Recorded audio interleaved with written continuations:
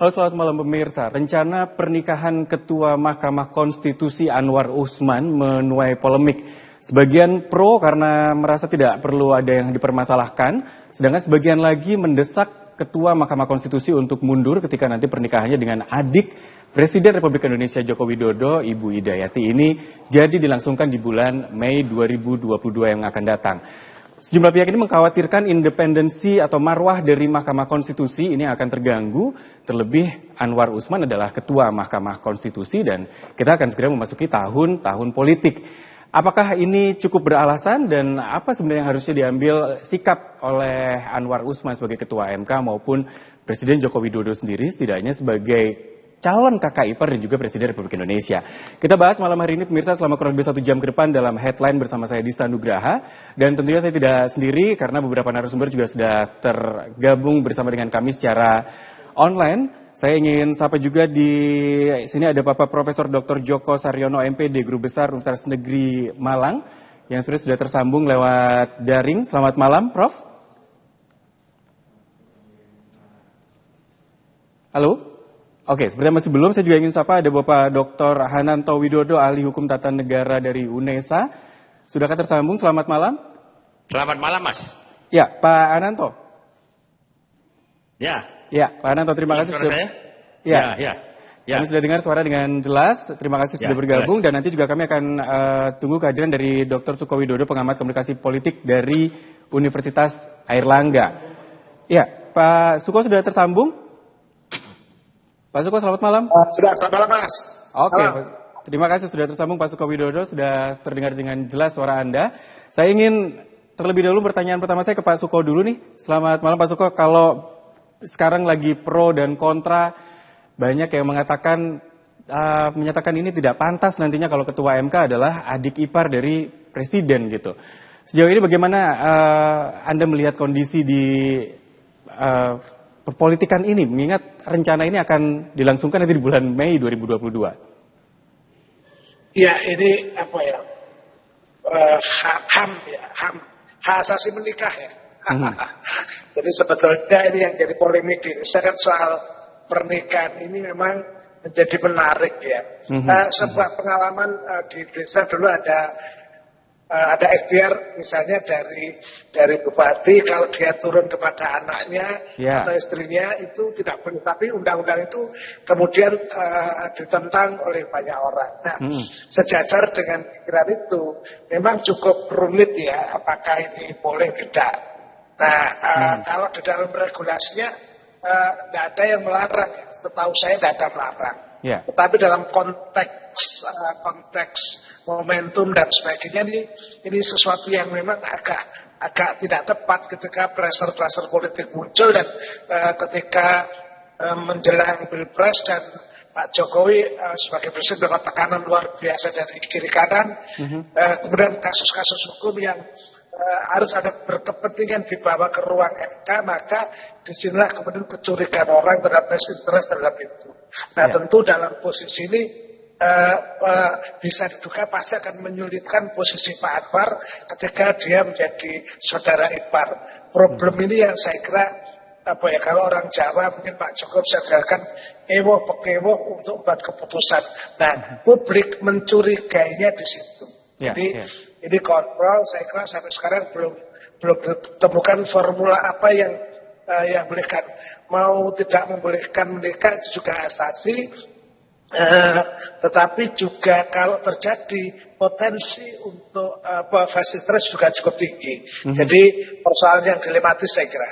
Ya, berarti kalau menurut Anda kecurigaan publik yang saya kutip dari kata-kata Anda tadi, kekhawatiran publik bahwa konflik kepentingan itu akan merusak marwah dari Mahkamah Konstitusi ini cukup beralasan ya, Pak Suko?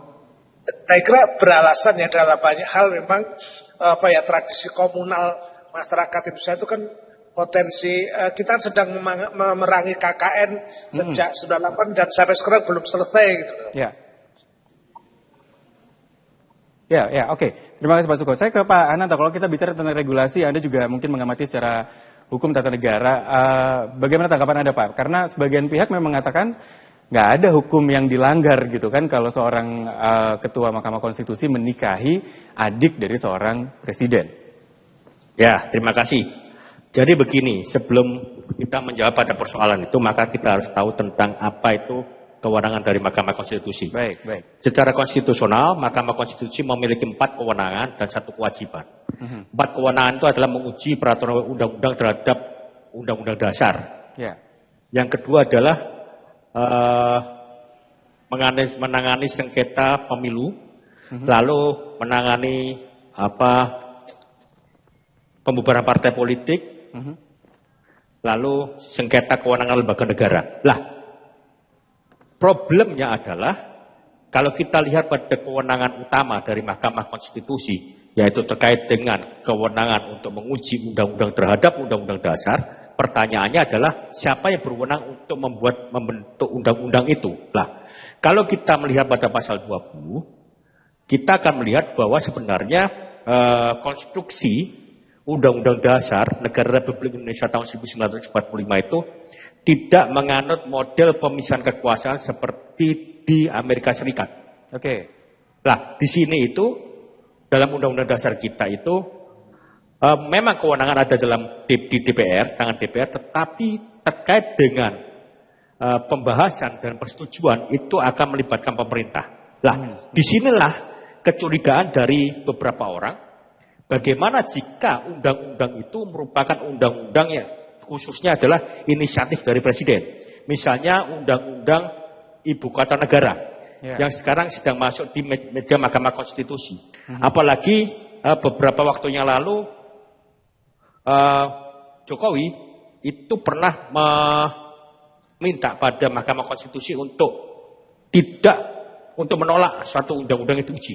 Nah, dari sinilah kecurigaan publik muncul, ya. Lalu pertanyaan selanjutnya adalah apakah secara hukum, secara yuridis itu dapat dibenarkan? Lah, pertanyaan kita sekarang adalah kan terkait dengan pernyataan-pernyataan dari Pak Ketua MK, yaitu Pak Anwar Usman yang tidak menjawab substansinya. Kalau kita lihat di dalam beberapa pernyataan pers rilisnya, selalu mengatakan bahwa hak asasi manusia dijamin oleh Undang-Undang Dasar, bahwa melaksanakan pernikahan itu merupakan hak asasi.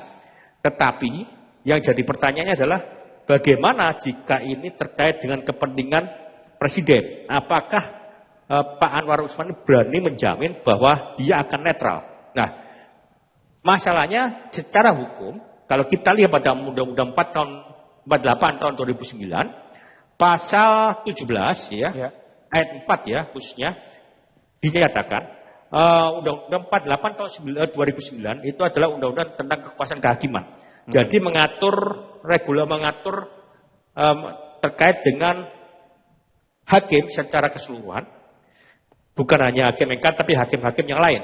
Di sini dinyatakan pasal 17 ayat 4 dinyatakan bahwa ketua majelis hakim anggota, jaksa dan panitera wajib mengundurkan diri dari persidangan apabila terikat hubungan keluarga saudara atau semeda sampai sederajat ketiga atau hubungan suami atau istri meskipun telah bercerai dengan pihak yang diadili atau advokat. Lah, pertanyaan kita adalah ini nanti yang diharapkan publik itu beliau mundur sebagai ketua Mahkamah Konstitusi atau beliau cukup mundur beliau juga mundur sebagai hakim konstitusi. Karena begini, mundurnya seseorang sebagai ketua Mahkamah Konstitusi itu juga memiliki konsekuensi hukumnya cukup kuat. Karena apa? Dalam pemungutan suara ketika kan ada hakim 9, misalnya ternyata ada satu yang tidak hadir tidak hadir sehingga jumlahnya 8, itu suara ketua Mahkamah Konstitusi, ketua ini sangat menentukan. Lah, dari sinilah awal mula terkait dengan polemik ini. Lah, jadi kalau saya kira dari yang kita lihat dalam kewenangan Mahkamah Konstitusi, lalu kita lihat dalam larangan dalam Undang-Undang 48 tahun 2009, saya kira wajar kekhawatiran dari publik itu. Terima kasih. Baik, jadi sebenarnya memang kalau dari sisi yang sering dinyatakan atau keluar statement dari Pak Anwar Usman terkait dengan hak asasi manusia untuk menikah, ya oke gitu. Tapi sebenarnya ada aturan-aturan lain yang harus menjadi pertimbangan juga gitu ya, dan tidak hanya sebagai ketua MK bahkan sebagai hakim konstitusi ya. Jadi begini, Ananto. Jadi gini, ini kekhawatiran ada beberapa, misalnya menguji undang-undang terhadap undang-undang dasar, jelas. Itu kan undang-undang itu Apalagi undang-undang inisiatif dari presiden. Ya. Lalu yang kedua adalah kewajiban dari Mahkamah Konstitusi terkait dengan impeachment. Impeachment otomatis kan harus melalui pintu Mahkamah Konstitusi dulu sebelum masuk ke MPR. Lalu yang ketiga adalah terkait dengan sengketa pemilu ya, perselisihan hasil pemilihan umum. Meskipun kemungkinan besar perselisihan hasil pemilu itu tidak dikhawatirkan oleh publik karena masa jabatan Jokowi sudah habis, tapi masyarakat masih khawatir terkait dengan wacana 3 periode. Betul. Nah, betul. itu. Ya. Ini yang akhirnya menjadi polemik justru karena ada isu penambahan waktu untuk jabatan presiden ini. Baik, ya. Pak Ananto, ulasannya sangat menarik. Saya ingin ke Prof. Joko, apakah sudah tersambung? Profesor Dr. Joko Saryono, MPD dari Universitas Negeri Malang, Guru Besar Universitas Negeri Malang. Belum tersambung. Baik, saya ke Pak Sukowidodo terlebih dahulu kalau gitu. Dari sisi kepantasan, Anda tadi juga sudah menyatakan bahwa ya ada kekhawatiran-kekhawatiran itu cukup mendasar gitu ya. Tapi di sisi lain kan kalau dibilang ini membangun dinasti keluarga KKN yang dibahas tadi, bahwa menjadi ketua MK kan Pak Anwar Usman ini dari sebelum menjadi lingkaran dari keluarga Joko Widodo gitu, bahwa setelah ini dia akan menikah kan bukan karena keluarga lalu dia akan jadi ketua MK. Ini bagaimana pendapat Anda?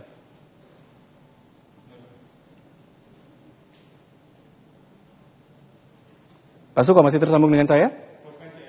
Oke, sepertinya masih terlepas. Saya jeda terlebih dahulu pemirsa, nanti kita akan lanjutkan pembahasan kita dalam headline. Sesaat lagi kami akan segera kembali untuk Anda.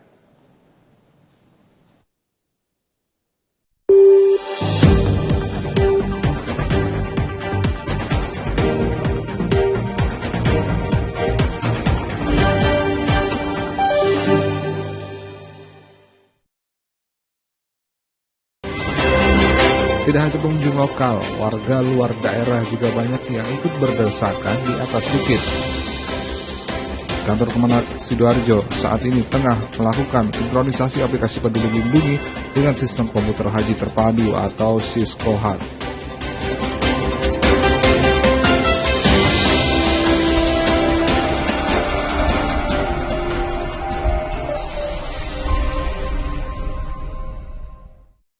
Adalah ada beberapa santri yang menggagalkan aksi pembegalan di salah satu minimarket di Pasuruan, Jawa Timur.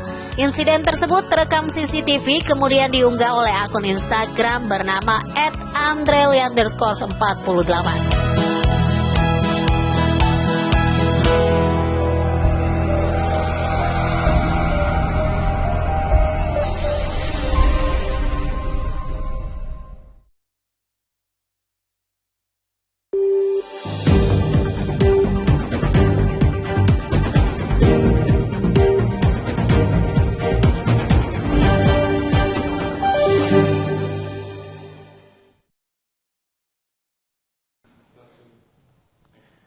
Ya, terima kasih pemirsa, Anda kembali bersama kami dalam Headline. Dan sebelum kita lanjutkan diskusi malam hari ini, kami sajikan terlebih dahulu liputan kami yang berikut ini.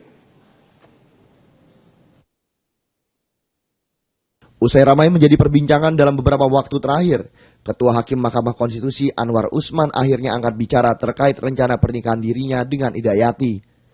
Pernikahan Anwar Usman menjadi perbincangan lantaran Idayati merupakan adik dari Presiden Joko Widodo. Pernikahan Anwar Usman dan Idayati dikhawatirkan akan mempengaruhi, memunculkan konflik kepentingan yang berdampak independensi dan netralitas Mahkamah Konstitusi. Menanggapi kekhawatiran ini, Anwar Usman memastikan dirinya tidak akan terpengaruh status hubungan keluarga dengan Presiden Joko Widodo. Menurut Usman, jika dirinya telah resmi menjadi adik ipar Presiden Jokowi, hal ini tidak berarti ia akan berpihak kepada pemerintah. Anwar menegaskan dirinya juga akan menepati sumpahnya untuk tetap independen dan netral sebagai Hakim Mahkamah Konstitusi. Anwar juga mengklaim pandangan hukumnya terkait suatu perkara tidak akan bisa dipengaruhi siapapun termasuk istri dan keluarganya. Selain itu, Anwar Usman juga menegaskan pendapat satu hakim tidak bisa mempengaruhi putusan MK yang bersifat kolektif kolegial. Mantan Hakim Mahkamah Agung ini mengacu dirinya tidak mungkin memaksakan pandangannya ke Hakim MK lain untuk mempengaruhi keputusan akhir. Siapapun wanita yang akan saya nikahi tidak akan mempengaruhi independensi saya, ya. Kemudian mempengaruhi ketakwaan saya kepada Allah.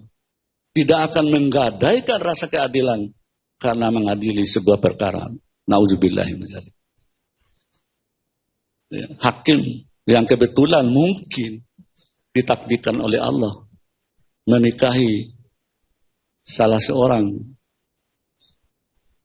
yang ada kaitan dengan jabatan seseorang, lalu saya merubah pendirian saya, sikap saya. Tidak.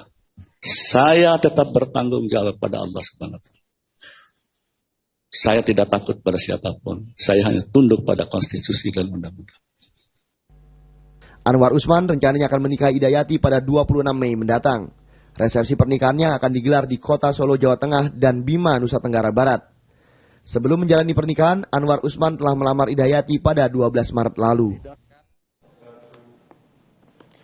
Ya, sejumlah pihak memang menyatakan tidak perlu mengkhawatirkan yang berlebihan, dan Ketua MK pun juga menyatakan bahwa dirinya akan sangat independen dan keputusan MK pun juga bersifat kolektif kolegial. Saya ingin tanggapan dari Dr. Hananto Widodo, apakah ini bisa menjadi penguat keyakinan kita bahwa independensi itu akan tetap bisa dijaga?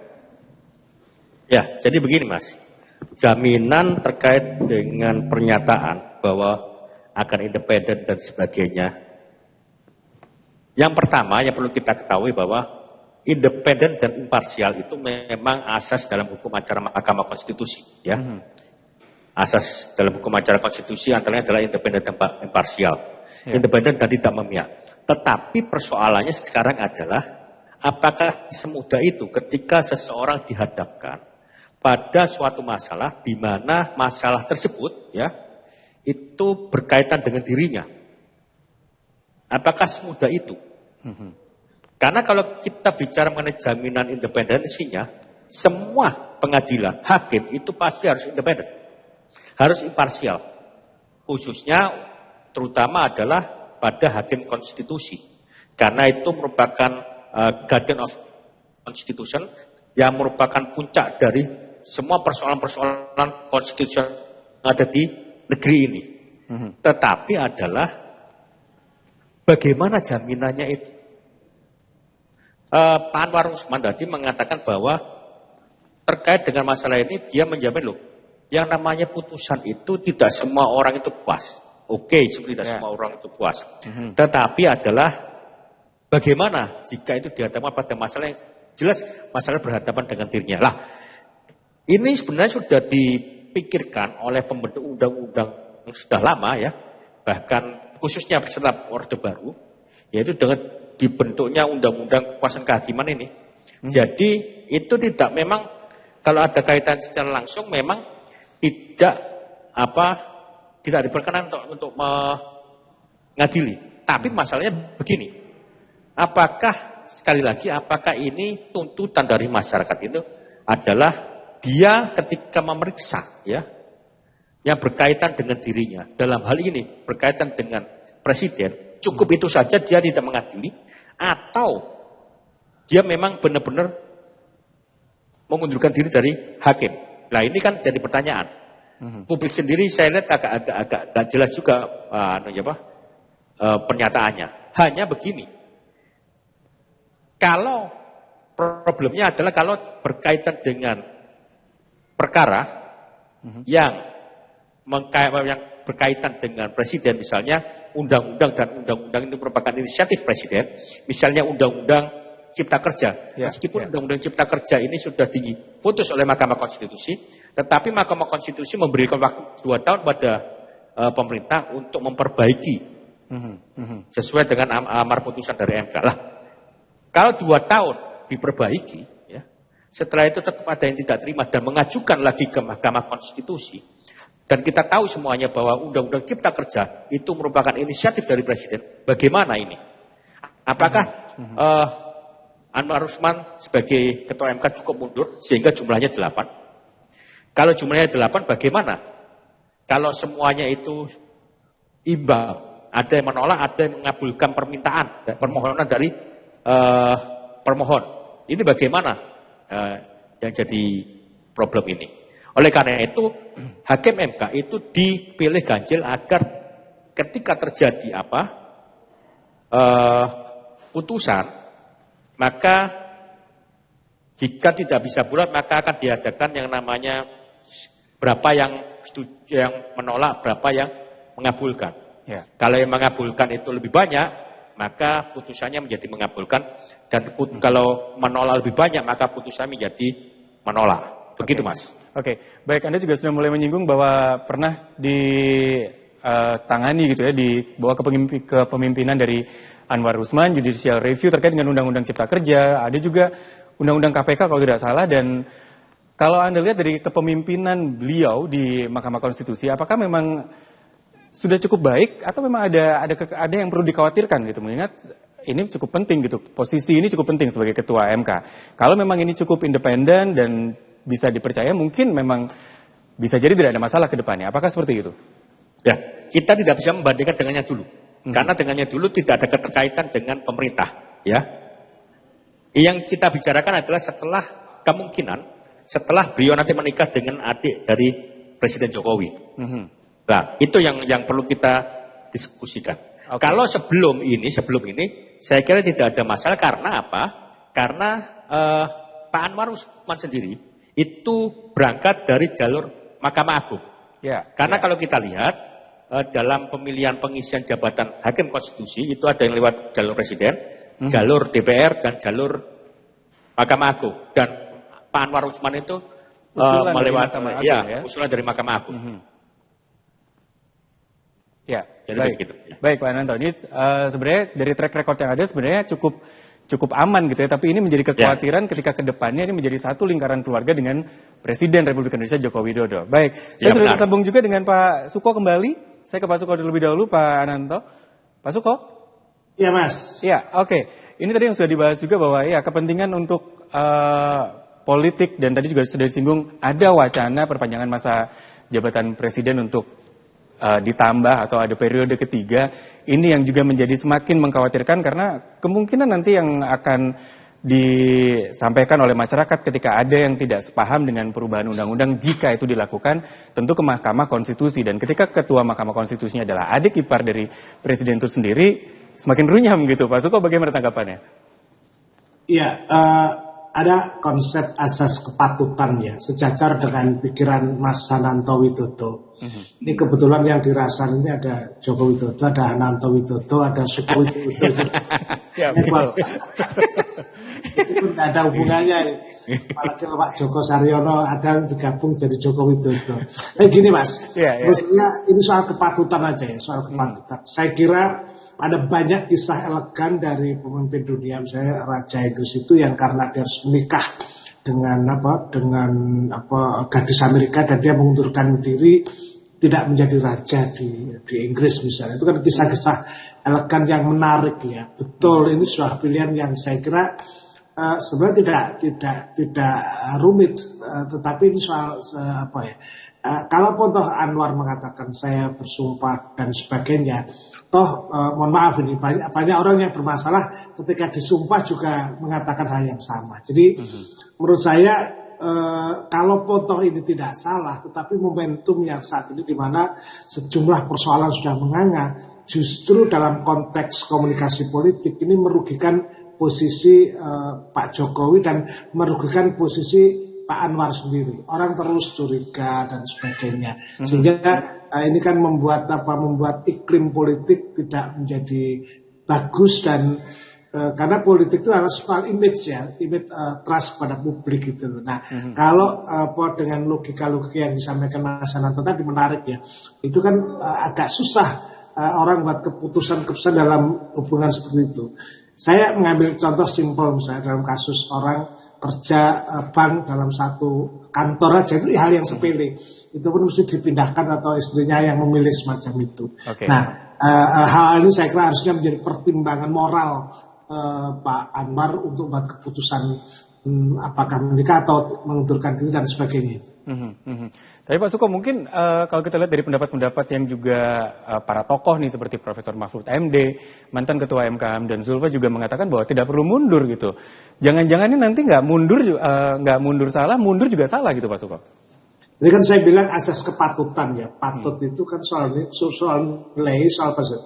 Memang secara hukum tidak mungkin, tapi kan pandangan orang. Nah, politik itu membutuhkan kepercayaan, membutuhkan pandangan-pandangan positif agar yang menjadi kinerjanya mendapat dukungan publik. Resikonya nanti kalau ada kecurigaan itu kan tidak mendapat dukungan sehingga legitimasinya menjadi menurun ya. Ini yang saya kira ya ini soal pilihan ya, apakah kalau memilih terus tidak mengundurkan diri pasti akan mendapat tekanan seperti itu. Itu aja, dia harus siap menanggung risiko-risiko seperti itu. Oke, ini berarti dalam arti kalau misalnya tidak mundur, keputusan-keputusan nanti yang muncul dari Mahkamah Konstitusi, publik akan selalu mencurigai gitu ada kepentingan internal atau bahkan kepentingan keluarga presiden di sana gitu. Takutnya begitu. Kalau nanti itu menyangkut kepentingan keluarga dalam konteks ini Pak Presiden ya pastilah nanti akan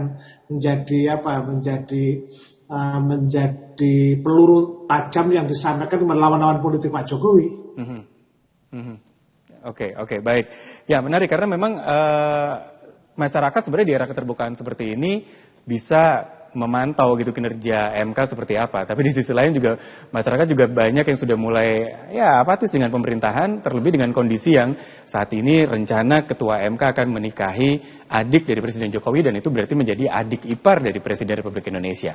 Kita lanjutkan dialog atau ya Pak Sugeng? Ada banyak kasus-kasus sebenarnya, misalnya di pengalaman Pak masa silam, misalnya ketika Pak Harto putranya jadi jadi menteri, kemudian perusahaannya program mobil ke Mas Tommy, tidak ada yang salah, boleh-boleh aja, tapi kan terus risikonya kan seperti itu. Dia akan menjadi beban bagi penguasa, bagi Pak Jokowi kemudian kalau itu terjadi. Oke, kita harus melihat dari kondisi-kondisi yang sebelumnya yang itu nggak bagus gitu ya dari citra pemerintahan di Indonesia. Baik, kita jeda terlebih dahulu. Nanti kita akan lanjutkan lagi pemirsa dialog headline malam hari ini saat setelah pesan-pesan berikut ini.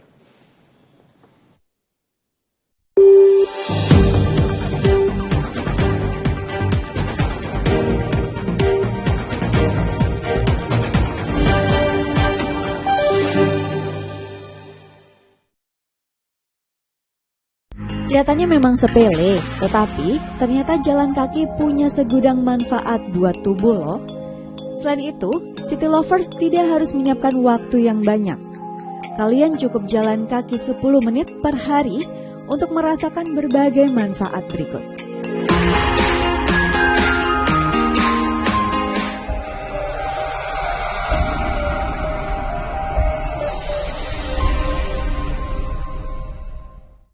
Setiap rumah tangga pasti tak luput dari permasalahan.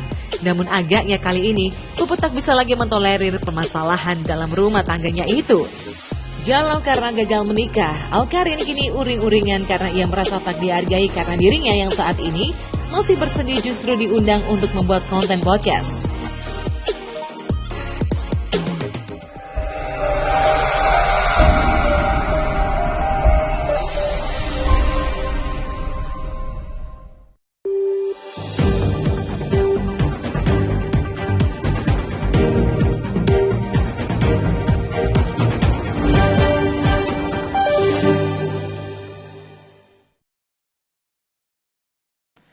Baik pemirsa, terima kasih Anda kembali bersama kami dalam Headline dan masih membahas tentang polemik rencana pernikahan Ketua MK. Tadi saya sedikit menyebutkan bahwa ya di era keterbukaan seperti ini sebenarnya pemerintah juga terus bisa diawasi oleh masyarakat maupun dari sisi politik oleh Dewan Perwakilan Rakyat. Saya ingin ke Dr. Ranata Widodo dari UNESA. Saya ingin tahu tanggapan Anda, masyarakat kan nantinya bisa melihat gitu kinerjanya apakah masih tetap independen atau mungkin ada hal-hal yang patut dikhawatirkan gitu setelah pernikahan itu berlangsung gitu dan menjadi adik ipar dari presiden. Apakah ini masih bisa menjadi sesuatu yang ini bisa diyakini gitu, optimisme ini bahwa masyarakat masih bisa melihat, mengawasi kinerja dari Mahkamah Konstitusi di era keterbukaan seperti ini?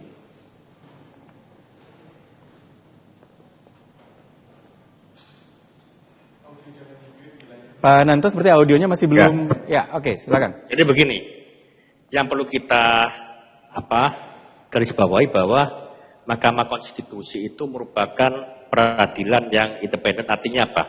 Justru masyarakat secara hukum itu tidak bisa mengawasi dalam artian memiliki implikasi hukum terhadap keberadaan dari Mahkamah Konstitusi itu sendiri.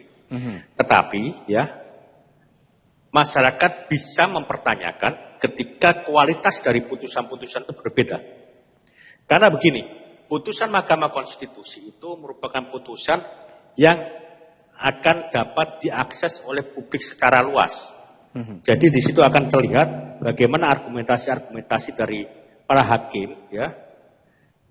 Lalu bagaimana hakim-hakim siapa saja yang melakukan dissenting opinion, concurrent opinion, itu akan terlihat di situ semua. Nah, bagaimana posisi dari Pak Anwar Usman setelah ini? Jadi sebenarnya memang kita tidak bisa menuduh karena ini belum terjadi, ya. Belum terjadi ketika menikah nanti bagaimana terjadinya, tetapi kekhawatiran itu wajar di masyarakat karena bagaimanapun ketika seseorang itu hakim memiliki hubungan, apalagi hubungan yang cukup erat dengan salah satu pembentuk undang-undang, di mana undang-undang itu merupakan kewenangannya untuk diuji jika ada masyarakat yang memohon pada Mahkamah Konstitusi terkait dengan judicial review, maka ini tentu ada kekhawatiran dari masyarakat, khususnya adalah undang-undang yang merupakan inisiatif dari Presiden. Kita ambil contoh sekarang yang sedang masuk adalah Undang-Undang Ibu Kota Negara. Oke. Kalau kita ke yang sisi yang lain nih, Pak Nanto, banyak yang mengatakan bahwa kekhawatiran ini semakin bertambah ketika ada wacana penambahan dari masa jabatan presiden. Ya, meskipun sejauh ini Presiden Joko Widodo tidak menanggapi hal tersebut dan tidak juga menyatakan akan mendukung penambahan itu.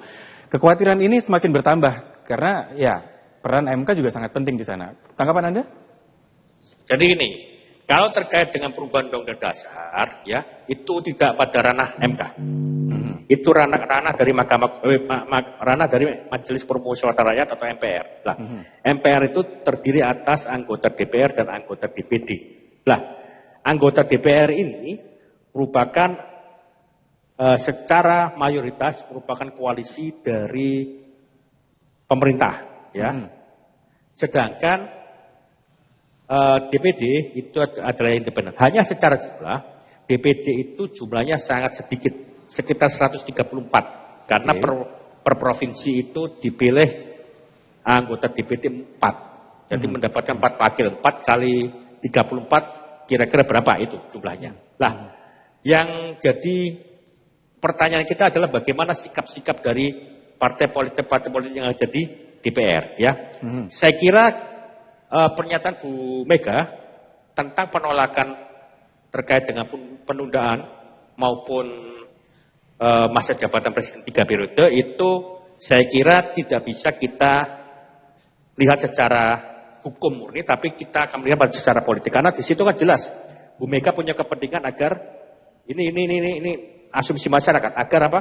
Mendorong anaknya untuk menjadi salah satu capres atau cawapres di negeri ini pada tahun 2024. Sehingga ketika ini diundur maka tentu ini akan sangat mengganggu agenda politik dari PDIP, ya. Jika asumsi masyarakat itu benar, ya.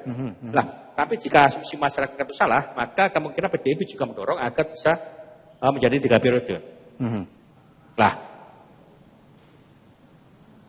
ini merupakan kewenangan dari MPR sepenuhnya. Lah, kewenangan dari MK mana? Ketika MPR itu melakukan perubahan dari 2 periode menjadi 3 periode, lah nanti inilah ketika terjadi kontestasi, misalnya Jokowi maju lagi, terjadi kontestasi pada tahun 2024, dan bagaimana apakah Jokowi menang atau kalah? Kalau kalah dia akan menggugat ke Mahkamah Konstitusi. Kalau dia menang, maka KPU yang memenangkan dia akan digugat oleh lawannya. Lah, disinilah peran dari MK akan dipertanyakan jika ketua MK itu merupakan adik ipar dari Jokowi. Oke. Ya, Jadi saya kira begitu. Jadi disitulah ya sebenarnya porsi dari MK ketika memang ada wacana atau seandainya memang nanti pemilu itu ditunda ataupun masa jabatan presiden ditambahkan. Baik, itu tadi analisa Anda secara hukum dan ya ini masih mungkin ya karena memang masih berupa isu terkait dengan penundaan pemilu. Tapi ya menarik ketika ketua MK adalah adik ipar dari Presiden Republik Indonesia. Saya kembali ke Pak Suko. Kalau pemerintahan kita saat ini, Presiden Joko Widodo ini ingin bersih gitu ya, bebas dari unsur untuk membangun dinasti kekuasaan politik, agak susah juga karena anak-anaknya juga menjadi kepala daerah di Medan dan juga di Solo. Ketika adiknya pun juga akan menjadi istri dari seorang ketua MK, bagaimana kepercayaan publik melihat kepemimpinan dari presiden kita ini? Tradisi demokrasi kita kan belum stabil ya, berbeda di Amerika misalnya ketika George Bush, kemudian anaknya juga Bush itu kemudian ikut, itu sistemnya udah bagus, sistem politiknya sudah sehat, sudah beratus-ratus tahun jalan. Nah, di dalam undang-undang transparansi itu salah satu yang didorong adalah soal konflik kepentingan. Konflik kepentingan itu adalah dugaan terhadap seseorang yang menjabat dan akan memanfaatkan jabatannya, kewenangannya untuk mendorong menerima gratifikasi atau mendorong memudahkan orang lain untuk mencapai sesuatu dengan mengkerap dari jabatan itu. Nah, ini yang agak rumit dilakukan karena tidak cukup misalnya fakta hanya dengan dugaan-dugaan. Itulah kenapa Pak Mahfud dan lain sebagainya mengatakan tidak masalah. Tetapi kalau dalam pandangan politik, politik kan soal citra, soal kepercayaan. Orang berkuasa dengan kemampuan politik kalau dia mendapat dukungan kepada publik. Konflik kepentingan apa yang dicurigai? Misalnya ya tadi soal IKN yang sekarang digugat misalnya undang-undangnya. Pasti bersentuhan dengan itu. Sementara IKN menjadi ikon dari presiden. Jadi bukan hanya soal periode ketiga, tapi justru IKN yang sudah nyata-nyata yang akan menimbulkan perdebatan di kemudian hari. Jadi sekali lagi menurut saya dalam kacamata komunikasi politik ini citranya akan justru melemahkan legitimasi Pak Presiden sendiri. Menurut Anda apakah harus ada reaksi atau respon dari Presiden Joko Widodo, Pak Suko? Ya, itu soal beliau. Tapi kan kita lihat bagaimana Anwar mengatakan dengan lantang, dengan menyebut bahwa saya demi Tuhan dan sebagainya itu. Jadi seolah-olah menentang arus opini publik itu. Kalau dalam politik itu kalau menentang arus komunikasi yang begitu menekan, itu harus hati-hati menghadapinya ya. Kalau enggak akan digilas oleh opini itu malah. Ya, masa pemerintahan Presiden Jokowi masih 2 tahun, masih cukup panjang sebenarnya waktunya. Dan isu-isu yang ada dari mulai IKN sampai juga yang paling terakhir adalah ketidakpercayaan publik ketika pemerintah tidak bisa mengendalikan mengendalikan minyak goreng saja. Ini tentu semakin memperburuk citra pemerintahan saat ini. Terlebih ditambah juga ada rencana pernikahan ini. Ini kan semakin membuat jadi masyarakat antipati gitu Pak Suko terhadap pemerintah. Hanya masyarakat, tetapi lawan-lawan politik akan menembak dengan empuk perkara ini. Gitu. Apalagi kan terakhir kita lihat bagaimana ketika beliau marah-marah di Bali itu dan akan mengancam ya kegeraman beliau soal akhirnya reshuffle dan sebagainya itu. Itu kan Pak Jokowi kemudian seperti membuka front terhadap partai politik juga yang mendukungnya gitu loh. Jadi tekanannya kemudian bukan hanya dari publik tapi juga dari kekuatan-kekuatan politik gitu. Nah, dalam posisi itu saya kira sekali lagi bahwa tidak terlalu menguntungkan posisinya Pak Jokowi yang sekarang juga begitu banyak tekanan-tekanan seperti yang kita sebutkan di tadi gitu. Saya kira hal-hal semacam itu menjadi pertimbangan yang matang dari Pak Jokowi maupun Pak Anwar khususnya menghadapi situasi seperti ini. Karena kalau lihat kita misalnya pendapat-pendapat netizen sekarang kan semuanya kan transparan ya, kritikannya begitu keras dan sebagainya itu kan orang kemudian makin melihat ini ada masalah besar gitu. Nah, jadi sekali lagi bahwa untuk bangunan citra yang mengarah kepada positif kayaknya agak susah ya. tepat. Ya. Terlebih kondisi Kalau belakangan itu ini diterima. kondisi belakangan ini memang membuat citra pemerintahan jadi ya bisa dikatakan menurun gitu. Baik, nanti kita masih akan lanjutkan lagi untuk headline malam hari ini pemirsa. Kami jeda terlebih dahulu, kami akan segera kembali untuk Anda setelah beberapa pesan berikut ini. Tetaplah bersama kami.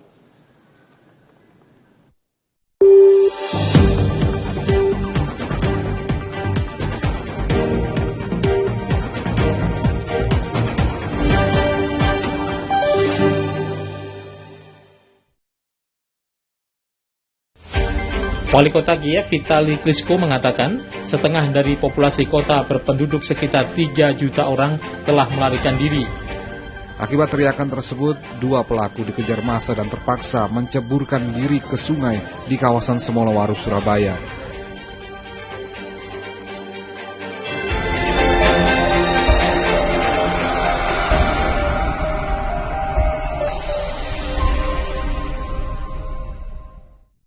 Adalah ada beberapa santri yang menggagalkan aksi pembegalan di salah satu minimarket di Pasuruan, Jawa Timur. Insiden tersebut terekam CCTV kemudian diunggah oleh akun Instagram bernama @andrelian_48.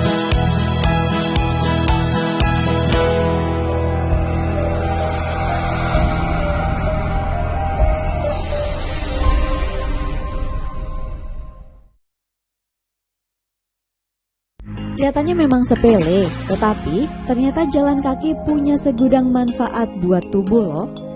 Selain itu, City Lovers tidak harus menyiapkan waktu yang banyak. Kalian cukup jalan kaki 10 menit per hari untuk merasakan berbagai manfaat berikut.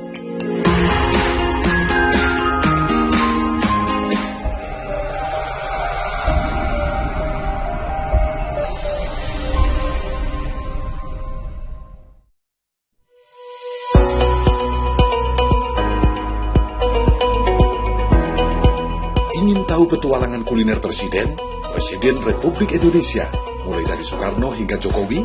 Apa saja makanan yang menjadi kegemaran orang nomor 1 di Republik ini? Saksikan Warung RI 1, Sabtu pukul 7 malam di Jawa Pos TV.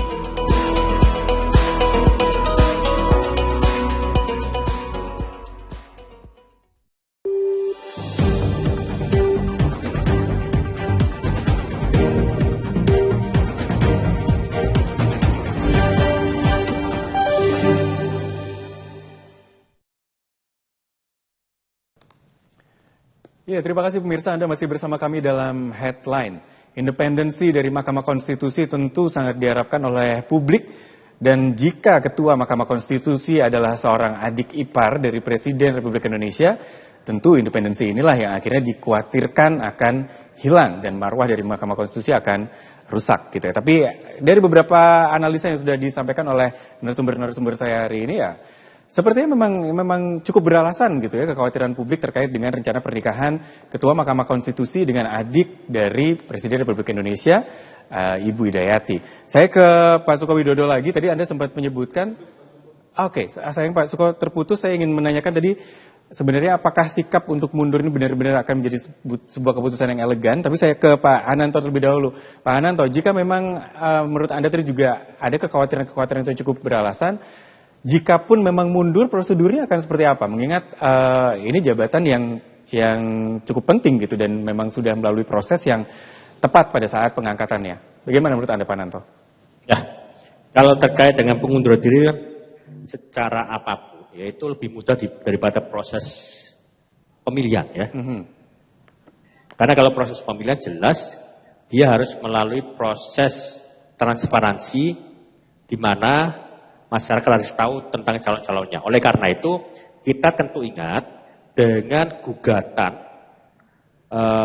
keputusan Presiden SBY pada tahun berapa itu terkait dengan pengangkatan Patrialis Akbar sebagai anggota Hakim Konstitusi tanpa melibatkan partisipasi masyarakat. PT UN pada waktu itu mengabulkan ya, sehingga tapi saya nggak tahu prosesnya bagaimana sampai akhirnya Pak Patrialis Akbar tersandung dengan kasus korupsi itu. Ya. Tetapi poinnya adalah proses pengunduran diri itu tidak seribet pada proses pemilihan, ya. Gitu. Oke, dan jika pun memang mundur, kalau Anda melihat apakah ini perlu mundur sebagai hakim konstitusi juga atau cukup sebagai ketuanya saja? Saya kira begini, kita tentu bisa merujuk pada kasus-kasus yang lampau juga. Kita ingat dengan kasusnya Pak Profesor Arif Hidayat ketika beliau menjadi Ketua Mahkamah Konstitusi. Ya. Beliau tersandung dengan kasus KTP kalau nggak salah pada waktu itu. Akhirnya beliau, juga, akhirnya beliau mendapatkan digantikan oleh Pak Anwar Usman ini. Lah, yang jadi masalah adalah keterkaitan dengan kalau yang dilakukan Pak Arif Hidayat jelas ya, itu memang merupakan pelanggaran kode etik. Tapi ini bukan persoalan yang nyata nanti ketika misalnya gini. Kalau kita bicara mengenai keberpihakan seseorang terhadap seseorang misalnya, hakim terhadap seseorang terhadap kasus yang ditangani itu kan tidak akan kentara. Beda dengan yang dilakukan oleh Pak Arif Hidayat melakukan surat KTP ya, itu jelas-jelas melanggar. Tapi kalau dia berpihak misalnya, hakim-hakim lainnya itu cenderung mengabulkan permohonan dari pemohon agar membatalkan suatu undang-undang. Sedangkan Ketua Mahkamah Konstitusi itu mengatakan menolak permohonan pemohon misalnya. Nah, apakah itu bisa disebut sebagai pelanggaran etik? Agak susah untuk merumuskannya kalau terkait ini. Saya kira begitu. Oke, Pak Suko sudah tersambung lagi dengan kami? Pak Suko? Ya, Mas. Ya, oke, Pak Suko sudah tersambung lagi dengan kami. Ya, tadi saya sempat bertanya dengan Pak Ananto, jika pun mundur bagaimana gitu aturannya, dan menurut Pak Ananto sebenarnya nggak sulit dibandingkan dengan proses pengangkatannya. Tadi Anda juga sempat menyinggung bahwa ya beberapa contoh di negara lain mundur ini menjadi sesuatu yang elegan juga. Jadi apakah memang sebaiknya mundur, Pak Suko, menurut Anda? Ya, kalau mundur itu akan menjadi sebuah kisah elegan yang luar biasa di masa mendatang. Karena politik itu kan keputusan itu kan irreversible, tidak bisa ditarik ulang ya dalam komunikasi itu. Jadi, maka kalau pilihan yang dilakukan tidak tepat, maka dia akan menjadi catatan di masa-masa mendatang, dan itu terlalu tidak bagus untuk impressionnya. Jadi kalau menurut saya tadi pilihannya memang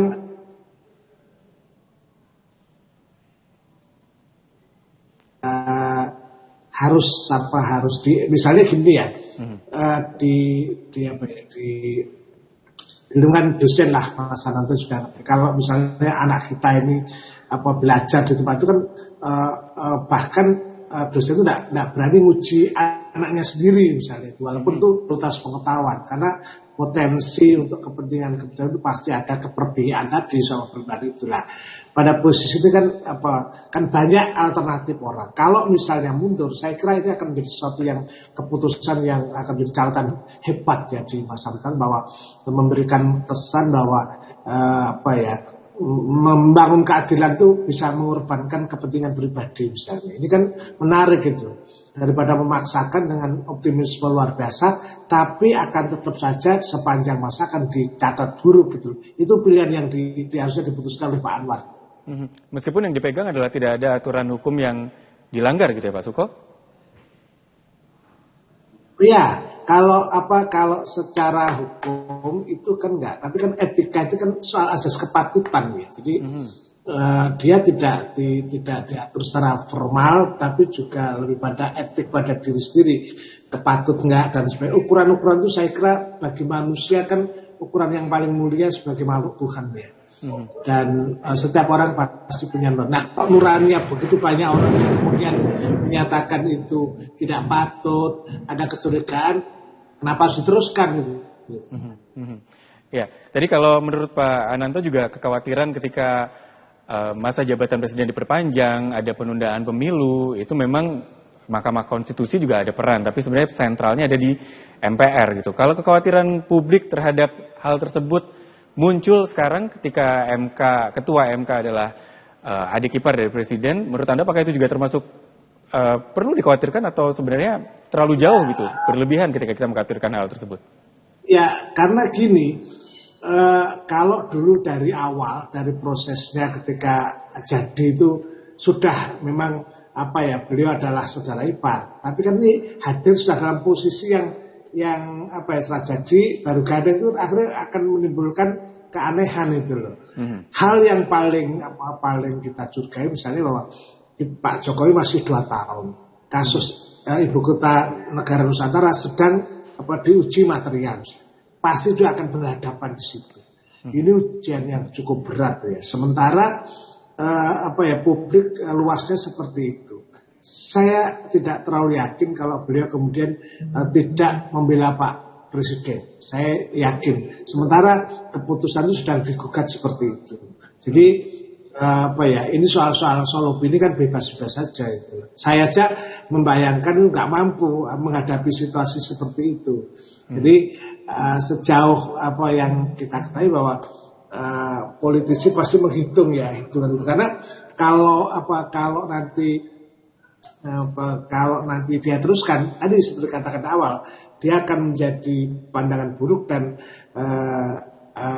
semua keputusan presiden kemudian apabila tidak menguntungkan bagi parpol akan menghabiskannya dalam ruang politik, ruang sidang politik. Ya, beberapa case memang membuat kepercayaan publik jadi menurun saat ini. Pak Ananto melihat kondisi ini seperti apa? Mengingat beberapa hal juga diajukan ke pemerintah bahwa ya dari mulai IKN, Undang-Undang Cipta Kerja, ini juga diajukan gitu undang-undangnya ke Mahkamah Konstitusi. Anda melihat citra pemerintah akan terpuruk sampai sejauh mana jika memang Ketua MK bersikukuh tidak perlu mundur? Ya, jadi begini, ini tidak terkait dengan citra pemerintah ya, tapi terkait dengan citra Mahkamah Konstitusi itu sendiri. Karena yang jadi taruhan ini adalah kualitas dari putusan Mahkamah Konstitusi. Apakah di situ tercermin independensi dan imparsial atau tidak?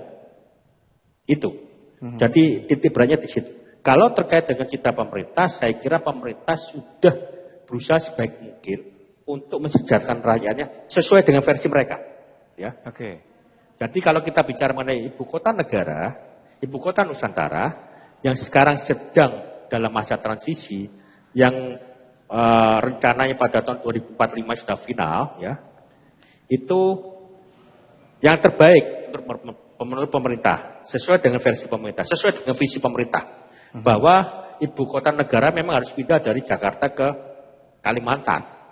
Tetapi bagaimana putusan dari Mahkamah Konstitusi inilah yang akan jadi taruhan kualitasnya. Karena bagaimanapun posisi Ketua Mahkamah Konstitusi merupakan posisi yang cukup sentral di dalam lembaga peradilan konstitusi itu. Oke, baik. Kita masih ada satu sesi terakhir. Pemirsa, dalam headline, kita jeda terlebih dahulu. Kita masih akan lanjutkan diskusi saat lagi. Setelah beberapa pesan berikut ini, tetaplah bersama kami.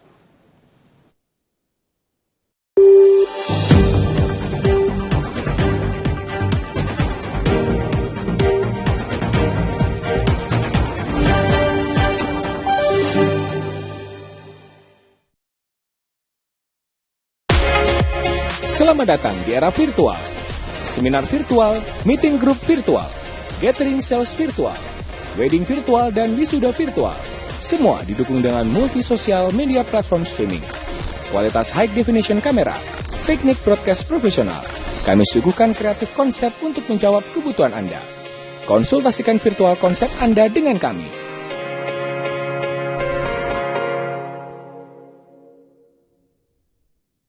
Waktu dan tempat tidaklah jadi pembatas jenjang ilmu. Apapun pilihan Anda, kita siap mewujudkannya.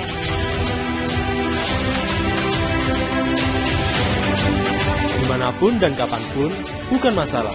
Dunia kerja dan industri siap menerima Anda.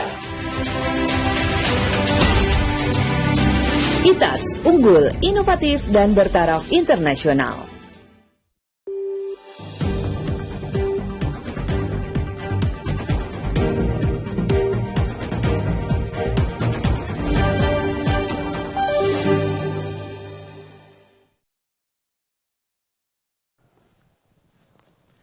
Dari pernyataan-pernyataan yang disampaikan oleh Ketua Mahkamah Konstitusi Anwar Usman menyatakan bahwa memang tidak ada sinyal atau indikasi bahwa beliau akan mundur dari jabatannya. Terlebih didukung oleh tokoh-tokoh termasuk juga para mantan Ketua MK yang menyatakan bahwa tidak ada aturan yang dilanggar dan kita ucapkan selamat terhadap pernikahan tersebut. Nah, jika memang ini berlanjut gitu ya, sampai beberapa waktu ke depan, beberapa tahun ke depan, memasuki tahun-tahun politik juga, dengan status sebagai ketua MK sekaligus adik ipar presiden, apa yang bisa dilakukan oleh masyarakat untuk bisa terus mengawasi, untuk bisa terus memantau, mengingat tadi Pak Ananto mengatakan bahwa kita tidak bisa mengintervensi keputusan dari Mahkamah Konstitusi. Pak Sukowidodo, saya ingin tanggapan Anda terkait hal tersebut. Bagaimana nih masyarakat nantinya bisa terus mengawasi dari ketua MK ini yang juga adik ipar dari presiden nantinya? Di dalam 2 tahun ke depan dan seterusnya, masih kaum milenial dan generasi Z yang itu hampir 60% ya, dan mereka yang aktif dan akan memanfaatkan media sosial yang demikian luasnya. Aktivisme media sosial akan terus monitor dan hampir tidak ada jarum yang tidak terpantau oleh media sosial. Nah, ini yang harusnya memang harus menjadi catatan penting ya. Bahkan forensik komunikasi mampu melihat masa lalu, track record dari seseorang, dari pejabat atau dari siapapun. Nah, kalau memang yang bersangkutan siap semacam itu silahkan, tapi publik saya kira terutama yang sekarang diisi oleh kaum milenial, kaum Z akan tidak berhenti dalam memantau. Mungkin pada generasi saya, orang tua akan cenderung restriksi dengan mengawasi dengan segala cara, melarang, menutup. Tetapi teknologi informasi dan iklim masa depan tidak memungkinkan mereka dibungkam begitu saja. Ada banyak cara dan dunia sudah membawa dalam situasi transparan, sehingga menurut saya opini publik akan terus berkembang, baik yang mendukung atau tidak mendukung. Baik, Pak Suko, terima kasih. Untuk Pak Ananto mungkin juga dengan pertanyaan yang sama, bagaimana kita bisa memantau kinerja dari Ketua MK yang sekaligus juga adik ipar presiden nantinya? Ya, saya tidak akan bicara terkait dengan pengawasan ya, karena itu sudah dijawab oleh Pak Suko. Yaitu peran dari kaum milenial untuk memanfaatkan media sosial untuk melakukan pengawasan secara sosiologis ya kepada lembaga peradilan yaitu Mahkamah Konstitusi. Tetapi saya akan memberikan pengharapan ya kepada 8 hakim konstitusi yang lain agar tetap on the track ya, sehingga putusan-putusan Mahkamah Konstitusi tetap berkualitas meskipun nanti Pak Anwar Usman sebagai Ketua Mahkamah Konstitusi tidak bersedia mundur dan ternyata pada waktu pengambil keputusan Pak Anwar Usman tidak netral, dipengaruhi oleh kepentingan-kepentingannya. Harapan kita adalah harapan pada 8 hakim konstitusi itu. Ya, baik. Terima kasih untuk ulasannya Dr. Ananto Widodo, ahli hukum tata negara dari UNESA. Terima kasih Pak Ananto malam hari ini. Dan juga terima kasih Pak Dr. Suko Widodo, pengamat komunikasi politik dari Universitas Airlangga. Terima kasih untuk ulasannya malam hari ini Pak Suko. Kita bertemu lagi lain waktu, dan juga terima kasih untuk pemirsa yang sudah bersama dengan headline malam hari ini. Mudah-mudahan apa yang dikatakan oleh Pak Anwar terkait dengan jabatannya sebagai Ketua MK tidak perlu dikhawatirkan independensinya dan dia melakukan jabatan itu di bawah sumpah. Ya, ini harus bisa dibuktikan kalau memang beliau tidak bisa mundur dari jabatannya dan tetap menjabat sebagai Ketua MK sekaligus sebagai adik ipar Presiden Republik Indonesia. Kita bertemu lagi lain waktu dalam headline. Pemirsa, saya Disan Nugraha pamit. Selamat malam, sampai jumpa. Keluarga dengan Presiden Joko Widodo.